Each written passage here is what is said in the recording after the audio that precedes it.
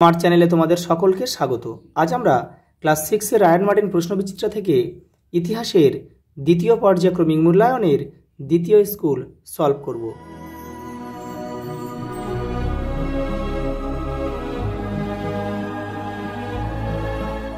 প্রথম প্রশ্ন দেখো, শূন্যস্থান পূরণ করো। গোষ্ঠীর গবাদি পশু রাখার জায়গাকে বলা হতো গোত্র। পরেরটা দেখো, গৌতম বুদ্ধের প্রথম নাম ছিল সিদ্ধার্থ। ভারতীয় উপমহাদেশের সবথেকে জনপ্রিয় মহাকাব্য ছিল রামায়ণ, মহাভারত। দক্ষিণ ভারতের একমাত্র মহাজনপদ ছিল অসমক।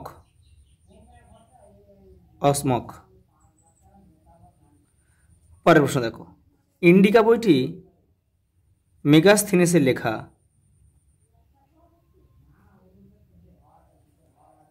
এলাহাবাদ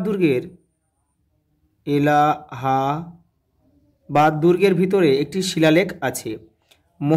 মহাস্থানগড় হল বর্তমান বাংলাদেশের বগুড়া জেলার একটি প্রত্নস্থল।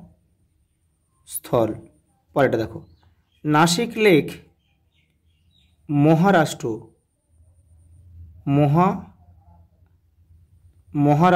মহারাষ্ট্রে পাওয়া গেছে, মহারাষ্ট্রে। পরেরটা দেখো, স্তম্ভ ক স্তম্ভ খ স্তম্ভ। পিটক শব্দের অর্থ হচ্ছে ঝুড়ি। পরেরটা দেখো, বানভট্ট হচ্ছে হর্ষচরিত। পরেরটা দেখো, কৌটিল্য অর্থশাস্ত্র। কৌটিল্যের লেখা হচ্ছে অর্থশাস্ত্র। দিগম্বর ও শ্বেতাম্বর জৈন ধর্ম। 4। তোমরা কিন্তু কেউ তীর চিহ্ন দিয়ে মেলাবে না, সংখ্যাগুলো শুধু এপারে লিখে দেবে, দাগ নাম্বারগুলো। অষ্টাঙ্গিক মার্গ বৌদ্ধ ধর্ম। গৌতমীপুত্র সাতকর্ণী সাতবাহন। দেখে নাও পরেরটা, এক কথায় উত্তর দাও। বিদ শব্দের অর্থ কি? বিদ মানে জ্ঞান। এটা তোমাদের টেক্সটের 47 নম্বর পেজে পাবে। জৈন ধর্মানুসারে মোট কতজন তীর্থঙ্কর ছিলেন? 24 জন। প্রথম বৌদ্ধ সঙ্গীতির সভাপতি কে ছিলেন?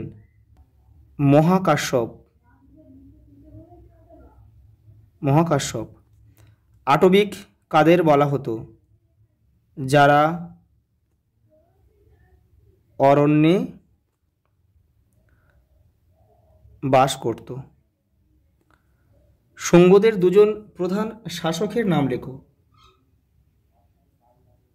পুষ্যমিত্র শুঙ্গ আর অগ্নিমিত্র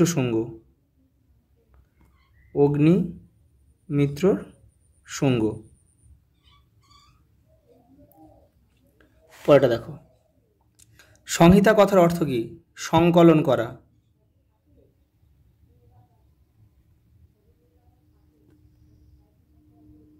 পরেরটা দেখো, বৈদিক শিক্ষার দুটি প্রধান বিষয় কি কি? ছন্দ ও ব্যাকরণ। সুয়ানজাং কোন দেশ থেকে ভারতীয় উপমহাদেশে এসেছিলেন? চীন।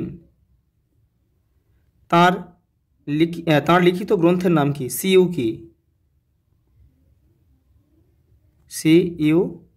কি?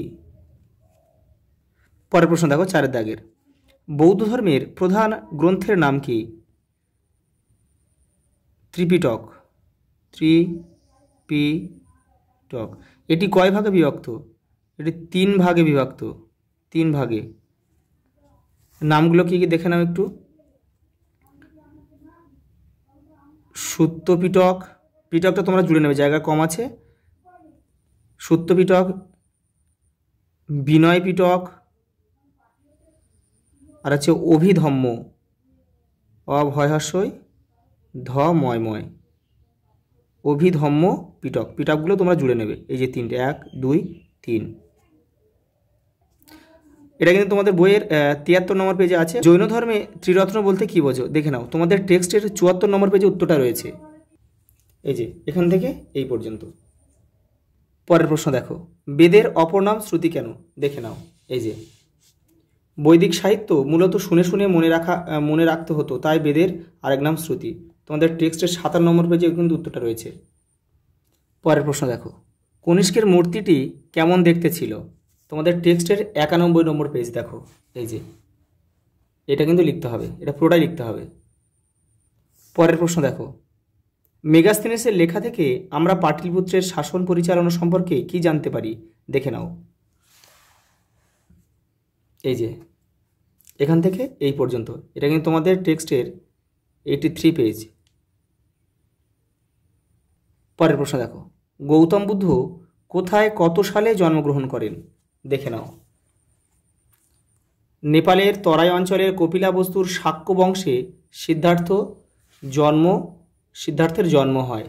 এই যে সালটা দেখে নাও, খ্রিস্টপূর্ব 566 অব্দ।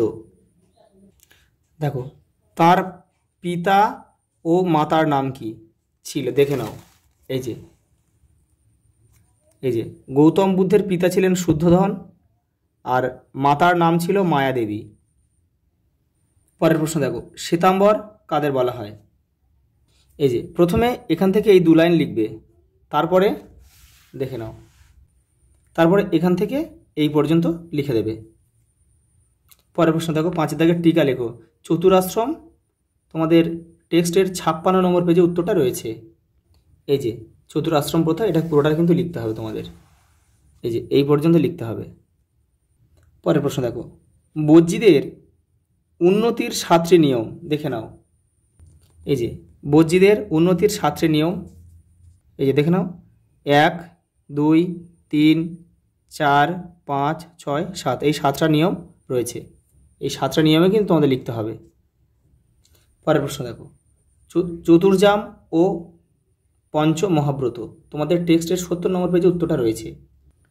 এই যে দেখে নাও, চতুর্জাম ও পঞ্চ মহাব্রত লিখতে হবে এইখান থেকে এই পর্যন্ত। পরের প্রশ্ন দেখো, বর্ণাশ্রম প্রথা টিকা লিখতে হবে, 55 পেজে রয়েছে উত্তরটা দেখো। এই যে এইখান থেকে এটা লিখবে এই পর্যন্ত। পরের প্রশ্ন দেখো, হাতিগুম্ফা শিলালেখ দেখে নাও। এই যে এখান থেকে লিখতে হবে।